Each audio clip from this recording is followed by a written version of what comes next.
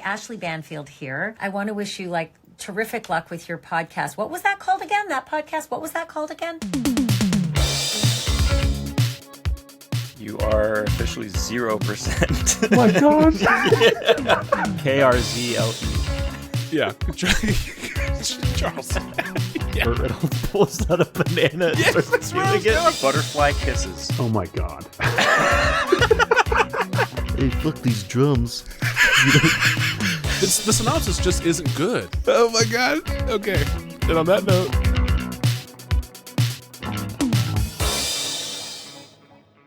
Welcome, everyone, to a brand new episode of What Was That Called Again? My name's Thomas. And I am Will.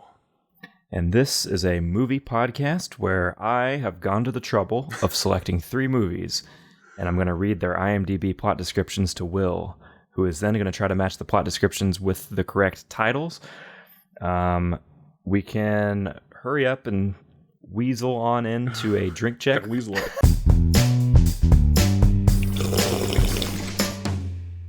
Weasel it in. I'll let you go first. Because we are pressed. We are a little bit pressed for time. I am.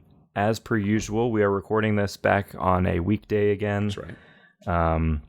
So I just got up not too long ago, and so I am working on a delicious cup of coffee. Nice. And you're Yes. you're trying to wake up. You had to last minute get the show ready because work has been hectic for you lately. Then on top of that, we have a hard out. So I've been dealing with busy stuff.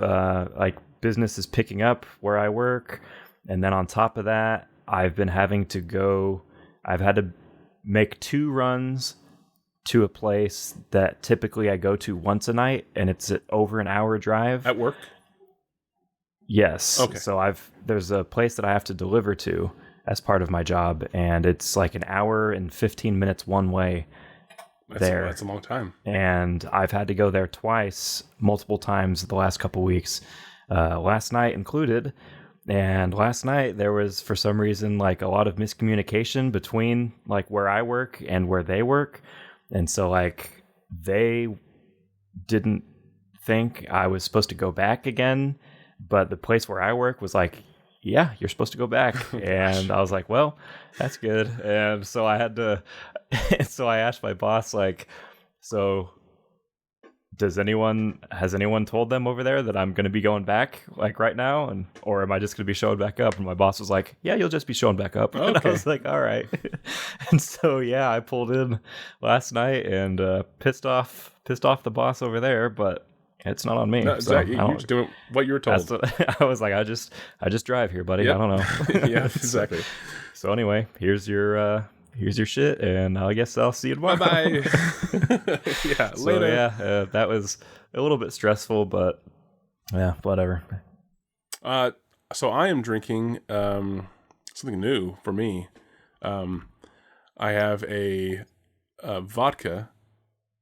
Oh, Hold on. Yeah. It gets newer and it's better. not Wednesday, so it's Nope. not rum. Nope. What else do we have? Vodka and blood orange ginger beer. Oh, I love blood orange flavored stuff. Yes, I do too. I love blood oranges even. Not even just flavored stuff. I just love the actual real blood orange. Mm-hmm. So yeah, it's pretty good. I've had the similar brand's ginger beer before, but never the blood orange ginger beer. And definitely has a spicy throat tickle to it, which is always fun.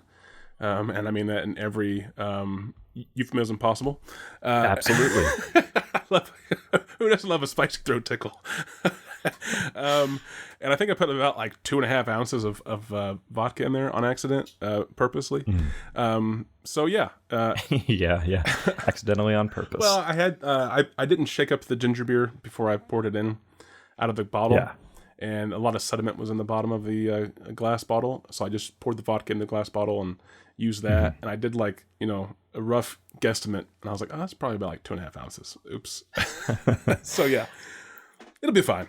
And plus, also, I once again came home straight from work and then drank about an ounce of what was left of my Celsius from last week. I finally finished that one can.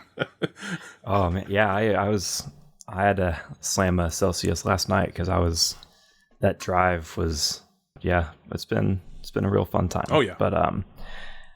But I did take the time to select 3 movies. Good. All at the same time, and I just got the information typed up like 20 minutes ago. Fresh. And so we can dive right in. I have 3 movies that you will find similarly themed. Okay. And we are going to be sticking to the 70s for this episode. Alrighty. A decade that I believe Disco. falls in line with your I don't know much about this era. Late 70s are better than early 70s. Yeah, we're looking at early to mid. Okay. So perfect. Yeah, great. Your first movie today is going to be from the year 1971. Ooh, okay. Early. Yep. And your synopsis for this one reads as follows. During the 1970s, car delivery driver Kowalski delivers hot rods in record time, but always runs into trouble.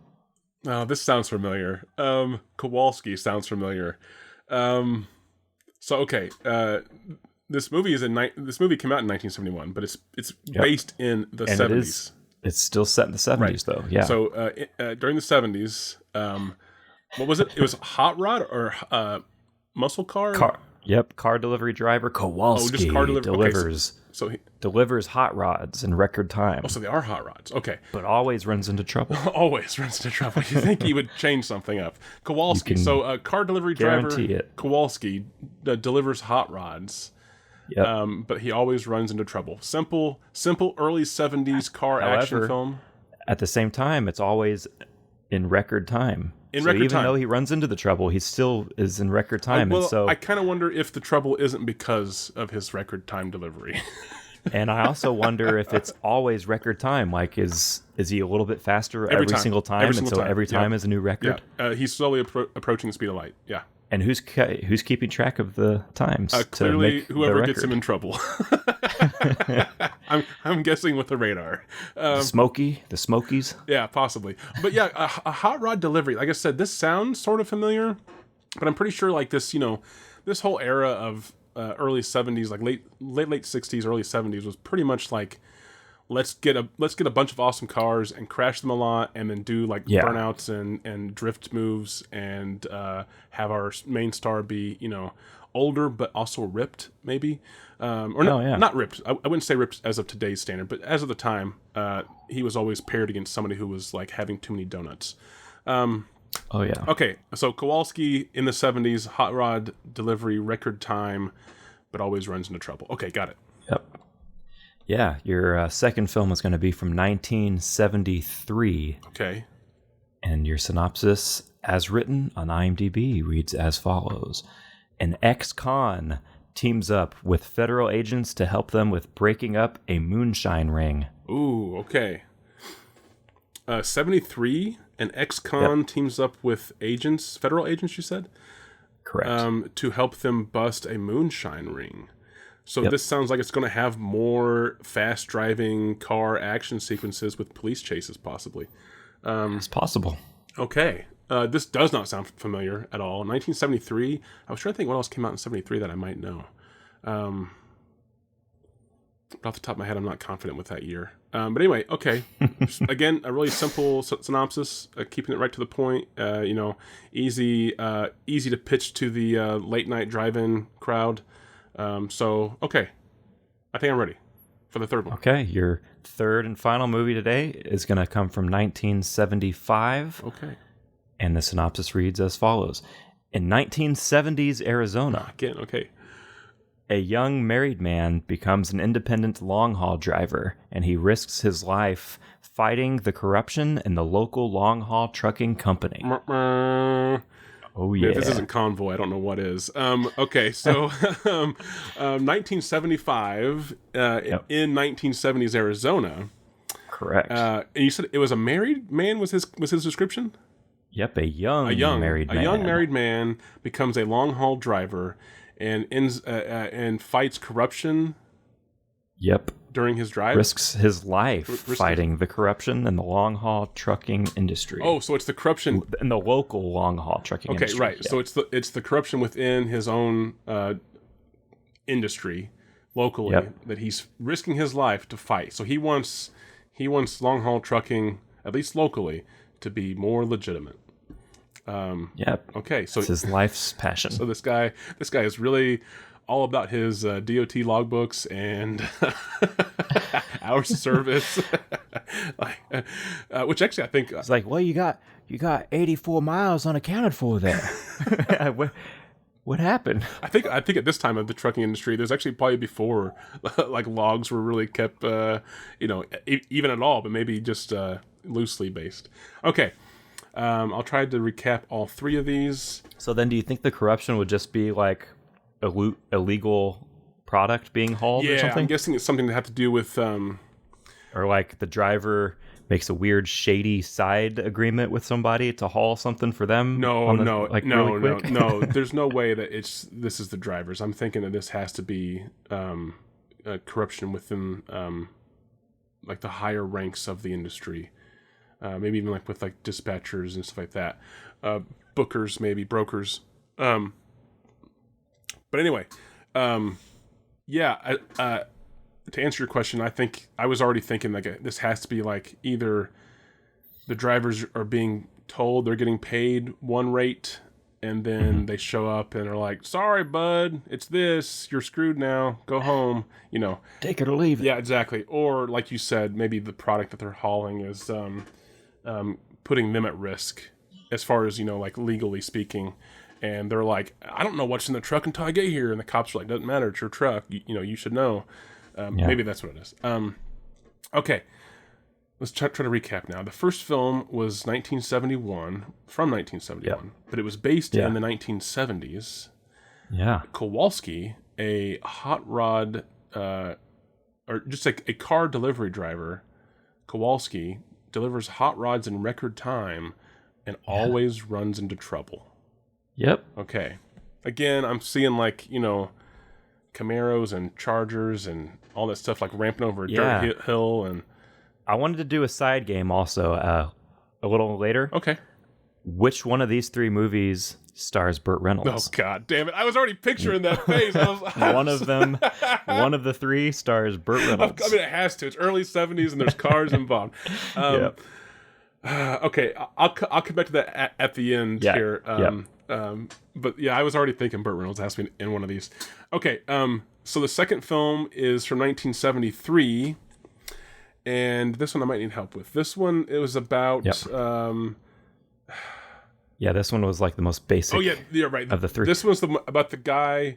I can't remember his occupation description, but this is about the guy who helps federal agents bust a moonshine ring.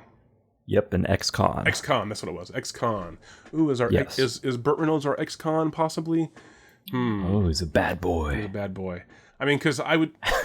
maybe. I could see Burt Reynolds maybe being more in, like, Appalachia, as far as in a movie, than Arizona. I mean, I don't know. I still think... I think the Arizona one's still Convoy. Anyway. Okay, so that was a second So you're picturing Chris Christopherson for the last one. Possibly. Unless you give me a title that is not that. It could be one.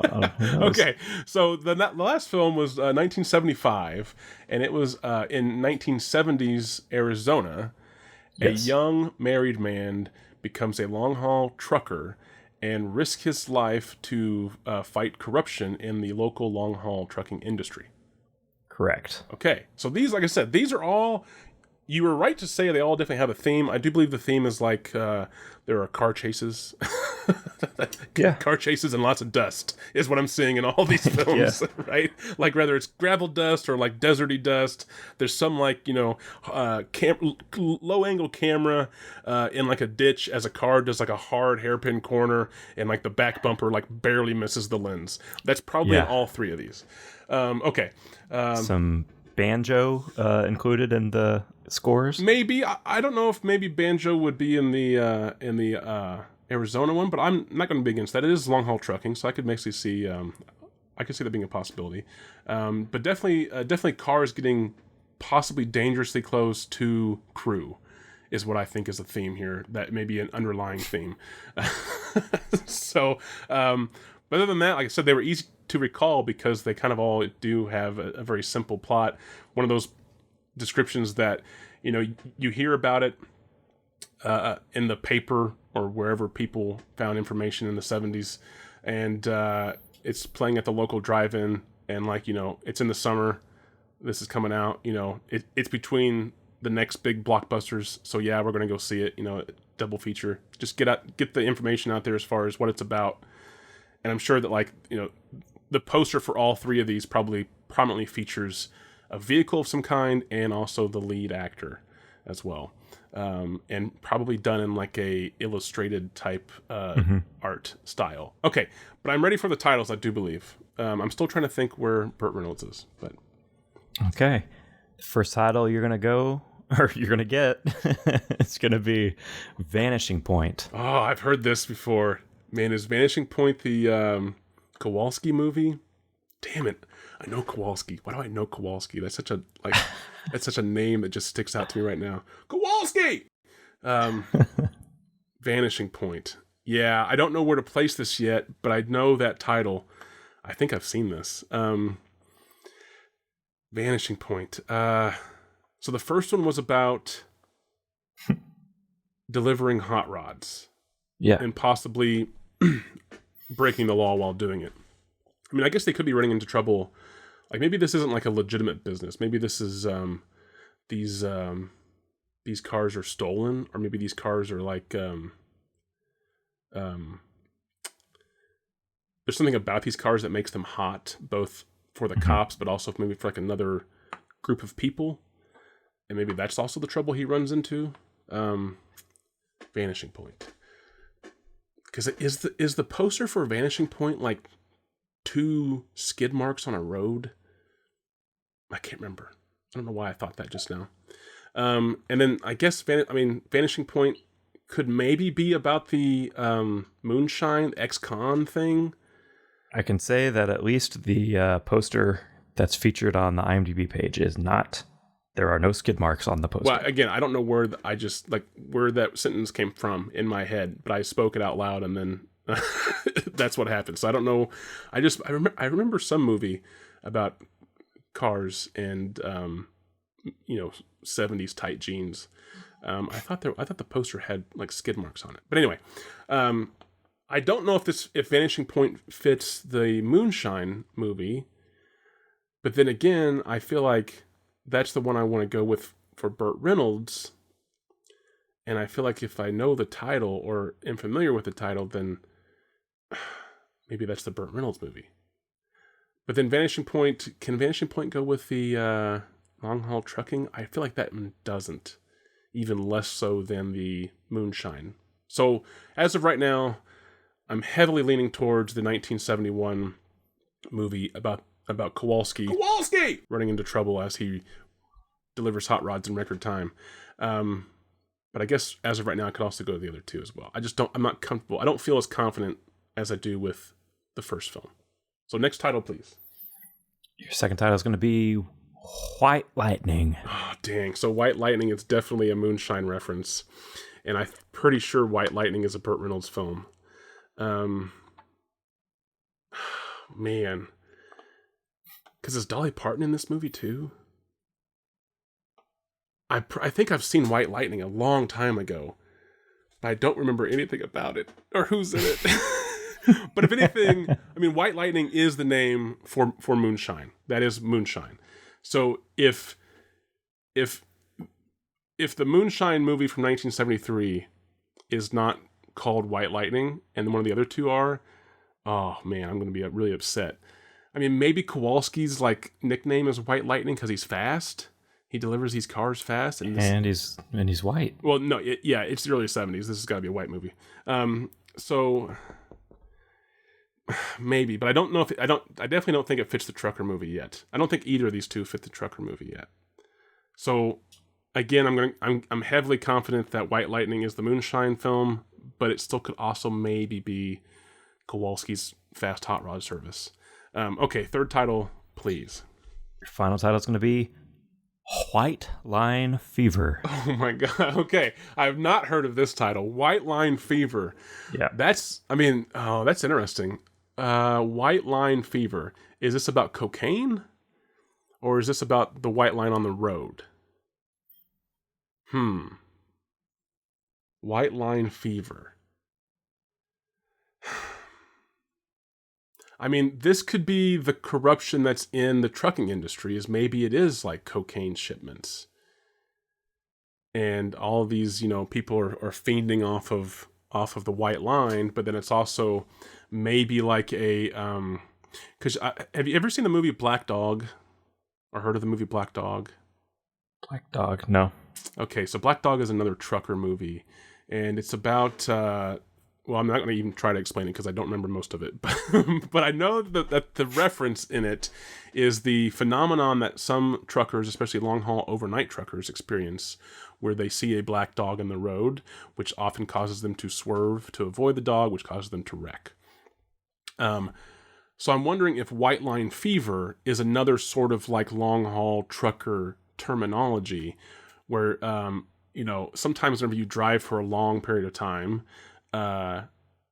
without stopping, especially on a highway at speed, you can sort of get this weird tunnel vision where things in the distance they feel closer than what they are. And then it's especially magnified like once you come to a stop and like things still feel like in your peripheral, they're going past you. That's a weird sensation I've felt many times on long trips. So I wonder if this is like a reference to that. To the long haul truck. I mean, like, again, white line fever could be a road reference to the Kowalski delivery service, just, going fast on the white lines. But I don't know. I don't feel as confident there. Okay, so the three titles are, what was the first title again? Dang, I forgot already. Vanishing Point. Vanishing Point. That's right. The one that I remember the most. I know I have heard that title. And I've heard the name Kowalski. Okay. I'm going to have to go with... So the titles are Vanishing Point, White Lightning, and then White Line Fever. Yes. So I'm going to just have to go with... I'm going to go against what I've gone against before. So I'm going back to what I was not against, if that makes... If we follow this thing, I was against it for multiple episodes. Now I'm against being against it. So now I'm for it. And that is, I'm going to trust my gut and my logic again.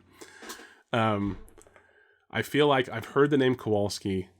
I don't know if that's Burt Reynolds, though. I don't know. But I've heard the name Kowalski. I feel like this film from 1971 sounds familiar. Kowalski is a car delivery man who delivers hot rods in record time and runs into trouble.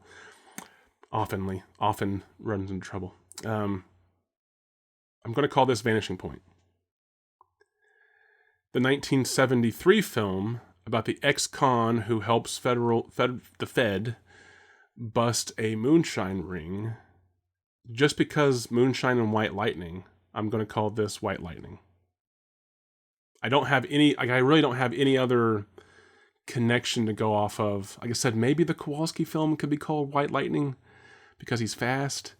But I really feel like if there's moonshine involved and possibly car chases, you would be in the wrong to not call this White Lightning. So I'm going to go ahead and slander whoever mistitled this if I'm wrong.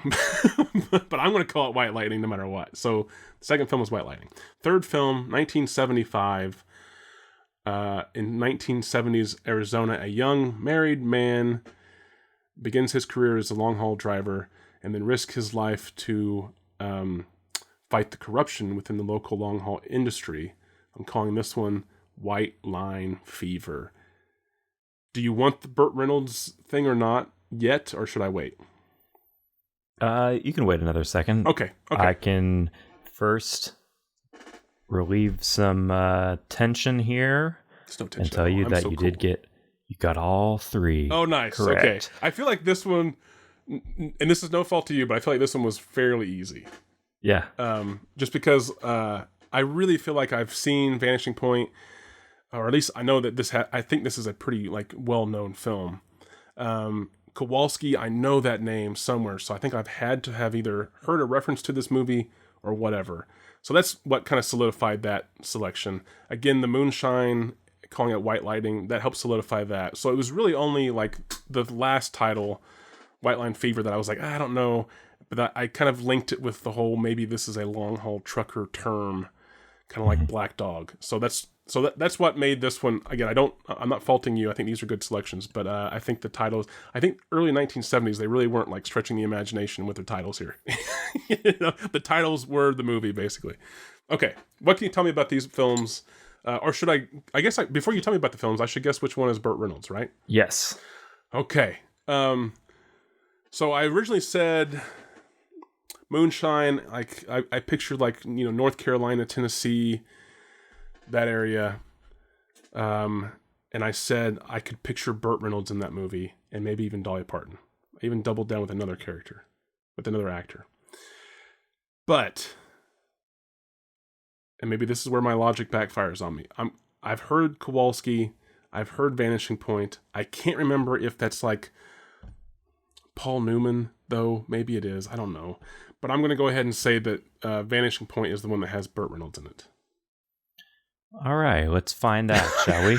Yes, please. I have more tension about the Burt Reynolds side game than I do about the main game of the show this episode. Vanishing Point from 1971, directed by Richard C. Sarafian. Okay. Sarafian, not sure. Stars Barry Newman in the lead role as Kowalski. I got Newman right. Kowalski! Yes, and I can actually confirm he is of no relation to Paul Newman. Of course not. So before anyone may wonder. So the director's original choice for the role of Kowalski was actually Gene Hackman. Oh, okay. But the studio, 20th Century Fox, insisted on using Barry Newman if the movie was going to be made. And what has Barry Newman been in other than this? That is an excellent question. So clearly, if you have to look it up and it's on the top of your head, then Fox something that I should have probably known. Yeah, actually, maybe. Actually, on his IMDb page, under known for, the first one is Vanishing Point. Right. So I'm wondering. I think Fox maybe didn't make the right choice here. Yeah, it seems like Gene Hackman might have turned out to be a little better. Yeah. Because I think this might have been either the same year as or a year before The French Connection. Oh, was it? French Connection was 72, right? Yeah, maybe. I think so. That sounds right. That sounds right. We'll go with that. I think we Gene don't fact check Hackman here. Must have been on the cusp of like breaking big. Yeah. And so, unfortunate, but I think Vanishing Point still definitely has its fans, so I can't say it didn't turn out okay for them. Right. This movie features Charlotte Rampling as a hitchhiker who Kowalski met while en route, but her scenes were deleted before the U.S. release. Scenes were... She was in the UK release of the movie, but not in the US release. Would that have affected his record delivery time, you think? Is that why they cut that? Yeah, I'm sure that was probably a note. 20th Century was like, well, how are we supposed to believe that he got a record if he pulled over to pick this woman up? Talk to some lady on the side of the road. That's how executives talk. Yeah. And then lastly, for Vanishing Point, what I have for you is Entertainment Weekly ranked this number 2 on their quote, Guilty Pleasures Testosterone Edition. Oh, okay. Whoa. List. I like how there's like there's a guilty pleasure list with a subset of testosterone there's only. There's like an estrogen edition. yeah. There's just all the hormones. It's just, So this is number 2 on this weird list from their March 30th, 2007 issue on the Entertainment Weekly. Top 25 Entertainment Weekly guilty pleasures of the human growth hormone list. Like we just go through all of them.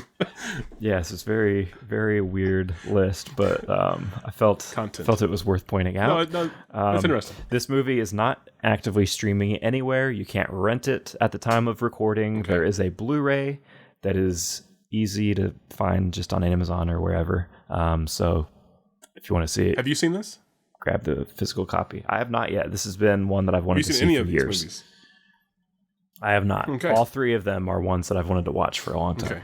I've seen bits and pieces of White Lightning, but I've never seen the whole thing, which is our next movie. It is. 1973's White Lightning from director Joseph Sargent. Okay. This movie stars a hot off of Deliverance Burt Reynolds. Dolly Parton is nowhere to be seen in this movie. That's a shame. They missed out. It has Jennifer Billingsley, actually. This movie, so there's a sequel to this movie that came out a few years later that a lot of people have seen called Gator. Because shit. Burt Reynolds is the same character. Gator McCluskey is his name.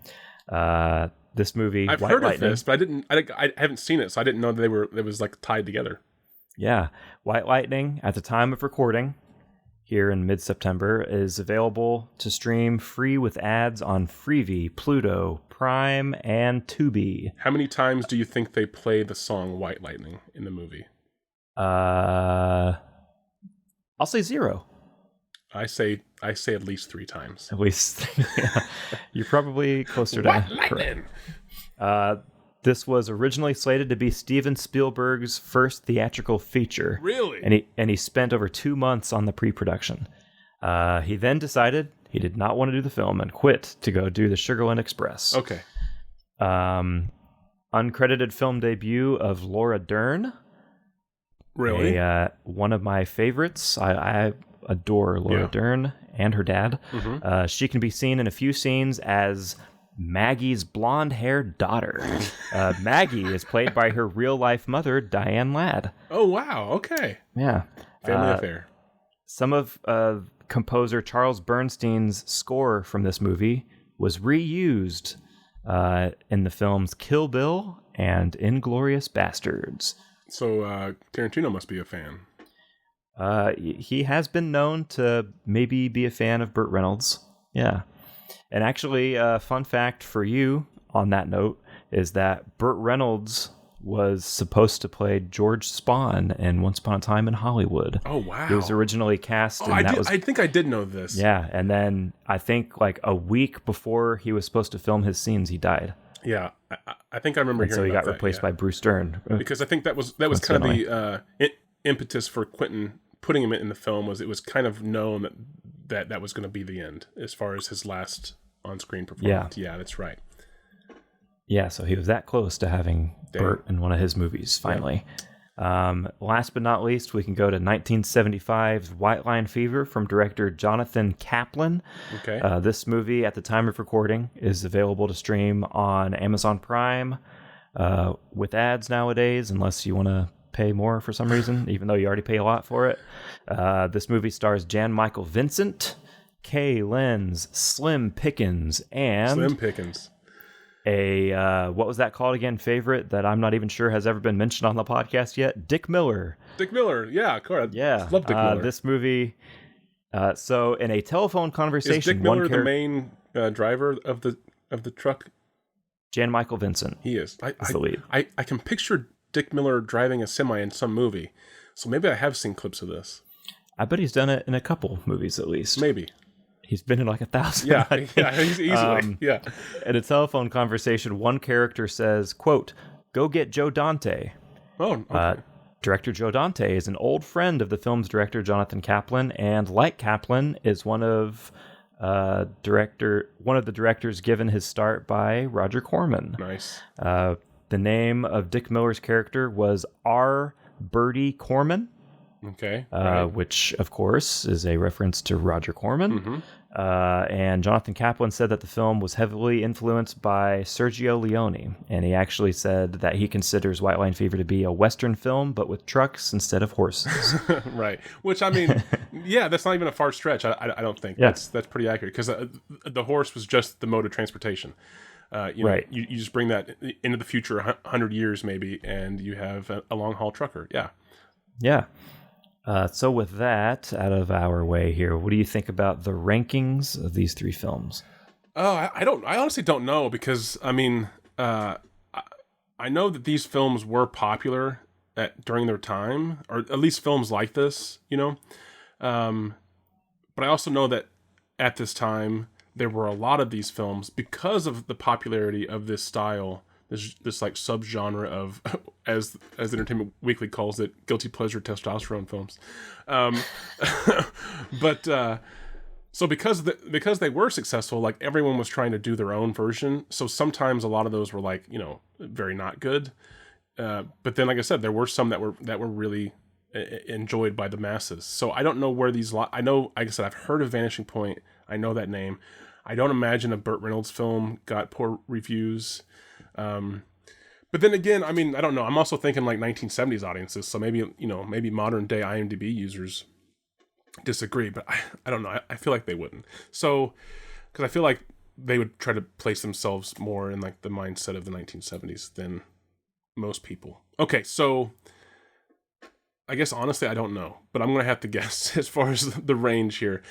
I say that these are maybe mid 6 to 7, and probably 7's really high, but I'm just going. I'll say mid 6s, around the mid 6 range. I'm gonna have to. I don't know. I feel like Vanishing Point is number 1. Just because I've heard that title, I've heard Kowalski, I've heard all of these things. Yeah. But I don't know where the other two go. And I also don't really remember when Convoy came out, so I don't know if this is like White Line Convoy Fever was a few years later. Okay, that helps. 78, yeah. But that doesn't really help though, because it doesn't. I don't know what Convoy was rated either. So, but my path that I was going down there was that I didn't know if White Line Fever, was like the precedent for long haul trucker movie as far as that goes, or if this was following on the heels of other better films, or more like I'll say well known rather than better. But it seems like maybe this was in the early days of this sub genre. So is it second? Maybe. Okay, yeah, I'm gonna have to put. I want to say also too. I said mid 6s.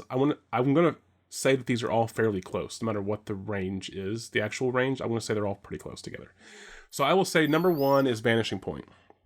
Number 2 is White Line Fever, and number 3, and not far behind, but number 3 will be White Lightning. All right. Your lowest rated with a 6.1 is White Line Fever. Oh, dang. You had me with the white. I was like, ah.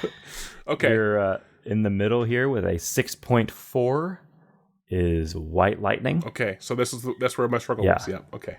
And then the highest rated with a 7.2 is Vanishing Point. So I almost nailed that. Wow. Yes, and I actually just pulled up this weird Entertainment Weekly list. Okay, yes. Actually, as a matter of fact, I don't know if they've amended it or if this is just... This is definitely the list. Is this I don't know is if this it's the low T list now since they've changed it? It's all this says on the Entertainment Weekly website is top 20 guilty pleasures for men. Okay, so they've just changed. Possibly they've edited the title. Possibly, and also maybe this is a miss. I don't know if maybe they just like got it wrong on the IMDb trivia, whoever posted it, or if March 30th is the date that the issue like was public. Mm-hmm.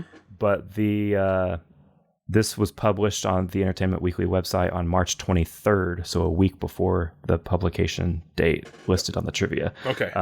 However, do you have any guesses in mind as to what number one spot above Vanishing Point, what number 1 on the Guilty Pleasures Testosterone Edition list is? Well, this is a movie that I'm almost positive you have seen. It is from 1981. Oh. And it is a movie that I know that I've talked about. And as another tidbit that I know won't help you, it is the movie that inspired Robert Rodriguez to want to be a filmmaker. Oh shit! I wish that would help me. That should help me, but it doesn't. You're right. But that's awesome. Oh damn! 81. Yeah. We've got... I'm not going to tell you who the lead is, but it co-stars Adrienne Barbeau, and it co-stars none of that helps me. Donald Pleasance. Yeah, none of that helps me. Okay, but wait. So here's where my train of thought was before you mentioned all that information. Is I'm not really struggling with the 4 Men or testosterone edition, addendum to this list. Such a weird. Yeah, I know. What I'm struggling with is the guilty pleasure thing. Because that makes it... Because, I know, that's weird. Everyone usually uses that term to say, like, the movie isn't as good as it should be, but it's not still a great enjoyable. movie, but I still love it. Yeah. But if Vanishing Point is number 2, and Vanishing Point has a 7.2 on this list, then clearly these are not necessarily bad movies. Yeah, so this movie, the number 1 movie that we're talking about, actually has a 7.1 on IMDb. Right, so these are in no way really... I think this is more like... guilty pleasure here sounds like it's movies I'm embarrassed to say that I like, even though they are good, which still doesn't make any sense because they're good movies. Like them, it's okay. But 81, I don't know. I was going to say Bullet, and then you said 81, so I don't know if. That's a pretty. Well, just because I was thinking Vanishing Point, like maybe more like car, chasey things. But clearly not that. So, and then you said it inspired Rodriguez for his first movie? Yeah, there's actually on one of his movies, maybe I don't remember what it was, but there's like a special feature in one of his movies that has like one of his first short films that he ever did. Mm-hmm. And he actually it was a stop motion short film, and the backdrop that he used for the short film is the cover of the vinyl soundtrack to this, for the score for this movie. 81. I honestly have no idea. We have Kurt Russell in the lead. We have Lee Van Cleef, Ernest Borgnine, Donald Pleasance, Isaac Hayes, Harry Dean Stanton, Tom Atkins, Charles Cyphers. I feel like I should know this. What is it? John Carpenter's Escape from New York. Oh gosh. That's number 1 on this guilty pleasure. Who would? What? What a bad movie. This is written. You said this is Entertainment Weekly. Yes. Okay, so that's who's putting the moniker of guilty. Correct. These are fucking prudes, preppy douchebags who are like, I don't want to admit that I like a good movie because it has an action sequence in it and it's not a drama. That's what this bullshit is. These are good movies that you can enjoy, and no one's going to question this. That's right, ladies and gentlemen. Do not expect to see us featured in Entertainment Weekly's Best Movie Podcast list. I always hate is it?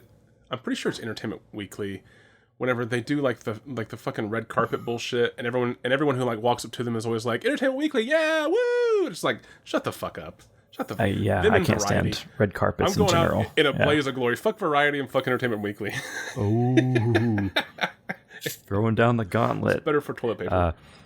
However, if Variety or Entertainment Weekly wants to feature us in any publications, do send us an email. Pod at protonmail.com. Yes. Thank you very much. I'll do a quick... I'm not going to read all 20 of these, but I'll do the top 5 on this list. Okay, Escape from New York, number 1. Okay. Number 2, Vanishing Point. Gotcha. Number 3, Mad Max. Oh my God. Number 4, A Fistful of Dollars. What? And number 5, Dawn of the Dead. Okay, so listen, no disrespect to Dawn of the Dead, but that's like the first one on the list that I can see being not as universally accepted as a film, because it is more like a genre. I mean, interesting. I mean, Mad Max is too. Wait, was Mad Max on there? Yeah, that's. But I think Mad Max is just a good film, right? Even if you're not into that genre. But again, this is not to shit on Romero at all. I'm just saying that because... Nope, just go ahead and shit right on his Open up, George. But what I'm saying is that this is the first movie that feels like, okay, this is for a specific type of people. I will say that Dawn of the Dead out of these 5 has a very close second highest IMDb score out of these. Well, that doesn't surprise me because, again, the people who enjoy this movie really enjoy this movie. I'm also saying that like this one seems like you're not going to get the whole spectrum of diversity and taste to agree upon Dawn of the Dead being an awesome film. Dawn of the Dead, right? Yeah, this is actually a really interesting list. These 20 movies, like this isn't stuff that you would expect to see on an Entertainment Weekly list. We can post the link to this list on our description of the show, but I am curious, like, what are the bottom two? Yeah, 19 and 20 are The Big Birdcage, which I have seen. It is a Jack Hill, like women prisoner film. Oh, really? I never heard with of this. Pam Grier. And number 20 is The Clones of Bruce Lee. Did we have that on the show? No. Perhaps the oddest 70s B-movie subgenre was the campy rash of martial arts films that slavishly resurrected the late Bruce Lee. It was like the Far East version of Tupac. Oh, wow. Is what their description for again, says. like, I've never seen The Clones of Bruce Lee, but that's one that I've those known last of two for years. films feel more in line with what this list is trying Like what it's supposed to convey. Whereas the first four, definitely. And again, I'm not saying that any of these movies are bad or that I wouldn't enjoy them or most people wouldn't enjoy them. I'm just saying number 5 and then 19 and 20, they feel like they do definitely belong on a list with this many, criteria to the list. Whereas those first four, they seem pretty much like universally like enjoyed. pretty much classics. Yeah. Yeah, exactly. All right. Do we have a tags for these movies, or should we move on to quotes since we're pressed for time? Yeah, well, we'll have to. We'll come back to tag me. Or should we just screw the whole rest of the show and just talk about how what's his face is Gator in multiple films? Yeah, Burt Reynolds, the Gator double bill. The Gator double bill. Gator McCluskey, which I also assumed is the inspiration for the fake Once Upon a Time in Hollywood film with Rick Dalton, The 14 Fists of McCluskey. It has to be. Yeah. Yeah. I do have a quote, though, really quick that we can do. Yes. This is where I go to the quote section on IMDb and pull a quote from one of these movies. We'll just assume that the quote is factual. You've never seen these, and you're going to give them in a character that you are choosing now. Yep. Which may or may not be your best impression of I keep forgetting his name. Oh my gosh. It might be the vodka blood orange is why I keep forgetting his Burt Reynolds. I keep wanting to say Bruce Lee, and I immediately know that is not who I'm thinking of. What if? Oh my god! Yeah, we need to have if Bruce Lee was in a fucking long haul trucking movie. Oh my gosh, that'd be great. So, so this may or may not be in your best not Bruce Lee again. God damn. I'm not gonna try to do a Bruce Lee. Reynolds. I'll get canceled. Just give me the fucking quote. Here you go. So we have a parenthetical to start with. It says, "Answering the knock on his closed office door." Okay. And then the quote reads, "This ain't the ladies' room. Come on in." Okay. This ain't the ladies' room. Come on in. Yep. And it's a knock on his office door. Yep, the character's name is Dwayne Holler. Oh my gosh, Dwayne! This is either White Lightning or the Trucker movie. Dwayne what? Holler. Yeah, okay, this is White Lightning for sure. Dwayne Holler. This is White Line Fever. That's Slim Pickens. Oh damn! Well, I was close. I mean, I was like, this has got to be like a trucker dude or like a redneck, hillbilly name. This ain't the ladies' room. Come on in. Come on in. I'm taking a piss in here, but it's not the ladies' room. I'm in my pissing corner, so just avert your eyes. Oh man, you imagine how bad that would smell in there if you had a pissing corner in his office. I didn't until now. No. My geraniums are growing like crazy, though, but it smells like horrible hell in here. So, yeah, which one of these movies would Bruce Lee most, which one would he add to in the most positive way? Oh. Yes, he would add to all of them for sure. but in like a positive. We can run through the gauntlet of these three films and kind of sample him and see which one. I kind of just because of the name, I kind of just want to have a Lee/Reynolds. Oh, definitely. Team up. I mean, that's where I'm going for. But I was going to say, like, I don't think Bruce would positively affect Kowalski in the hot rod delivery. I just don't know if, because I think there's enough. Yeah, he's not going to be able to fight from inside of a car. Exactly. Probably. Yeah. And then I kind of want to see Bruce Lee in a truck driving long haul, but again, the fucking trucker hat on. Yeah, but I think that would limit his abilities. And like a white wife beater. Oh gosh! And he's fucking just shredded. There's just sweat stains everywhere, and I would like to see that, but it would definitely limit him. So I agree. I think the Bruce Lee. He's got a big Burt dip Reynolds. in. Got a big dip. I want to see them, but who is Bruce Lee? Just imagine that poster where it's Burt Reynolds, like young, no mustache Burt Reynolds. Is this again pre-mustache Burt Reynolds? Oh, this is rare for this show. It's him and Bruce Lee in the center of the poster, like both of them with their arms crossed, back to back, looking like. What's in between them? At the audience, there's. Well, not in between them, but like behind them, but like in behind the middle. them. Yeah, behind them is like a barrel the whole thing with is like illustrated, like you said, and it's just got like. There's just like police cars, nice, and like those moonshine like jugs. Bottles of moonshine, like moonshine jugs, and then like one's tipped over. You also have and there's like a small like one's tipped over and there's like a drunk raccoon at the bottom of the poster. Yeah, like laying on his back with his little hands on its stomach. Clearly drunk. And like swirls, drawn above its head. Yeah. And then in the top right corner, like over Bruce Lee's shoulder, you have like an illustration of Burt Reynolds without his shirt on and Bruce Lee without his shirt on, like both of them kicking at a cop. Oh, okay. So they're on the same side then, because I was wondering. They're teamed up. But didn't Burt team up with? Isn't Burt the ex-con? Yes. So he teamed up with the feds to tear down. Teams up with federal agents.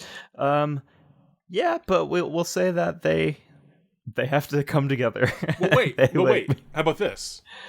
I think you're right. I think you put that on the poster to kind of confuse people. Because it says feds, not local police. These 70s posters just they're not even accurate at all. Well, that's you're right. That's true too. But what I'm saying though is that this is like a local police officer, not a federal official that they're fighting. Yeah. Okay. Well, that's what I pictured too. Is like the cop with like the little hat on and this fucking. So who is Bruce playing in this movie? As far as like what's his role? Is he one of the distillers, or is he? Let's say he is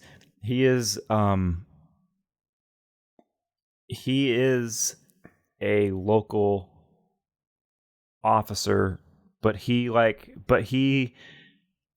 and Burt Reynolds' characters know each other, like they have a history together. Okay. And whenever he got put in prison or whatever, Burt Reynolds or Bruce Lee's character infiltrated the local police department. Okay. In order to help Burt Reynolds in some fashion. So then is Bruce Lee an undercover fed? I mean, he could be. I was just thinking local police officer. Because I was trying to think like if that one. So going back to like your upper corner image insert of Bruce and Burt fighting the police officer, I was picturing that like the local police are actually in on this distillery stuff, and are trying to hide it. Because they get like a little bit on the back end of these sales, and it's the feds coming in trying to crack down on this. So maybe Bruce has been there undercover as like the local Asian man who opened up an Asian market in southern Tennessee. He's talking to the local police, and he's just like, "So, do you know anything about moonshine creation?" Yeah. Okay. I sure am thirsty after a long day's work. So You know what would hit the spot, Sergeant Daniel? is he talking to his like wire, his like recording device? He's like, No, he's like at the police station talking to an officer. So I want to know now, just to wrap this up quickly, since you've got to go. I want to know the little action scene that's in this insert of Bruce and Burt fighting together, kicking the cop.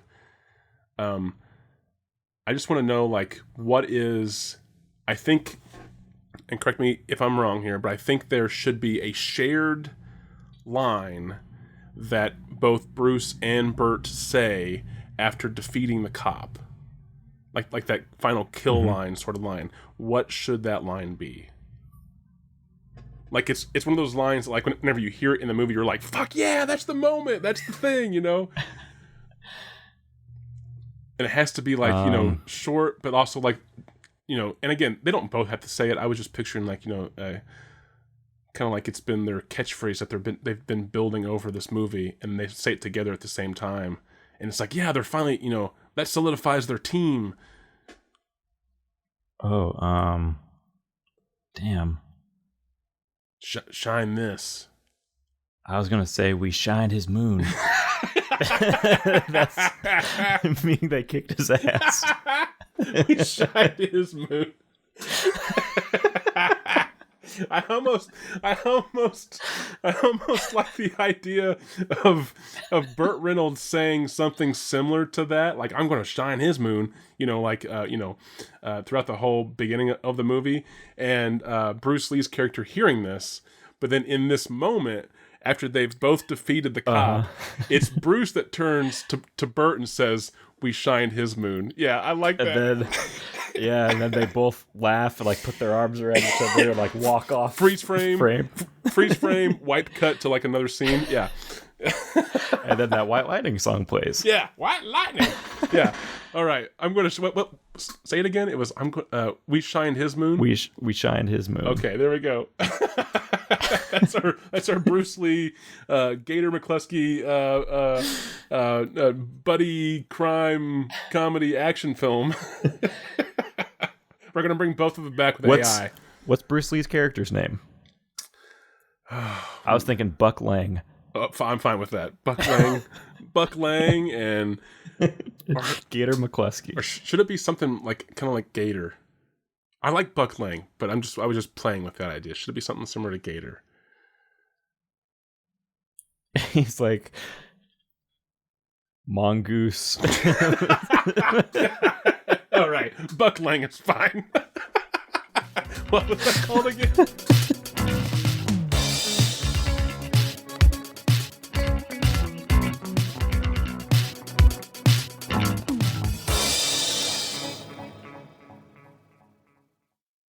Mongoose?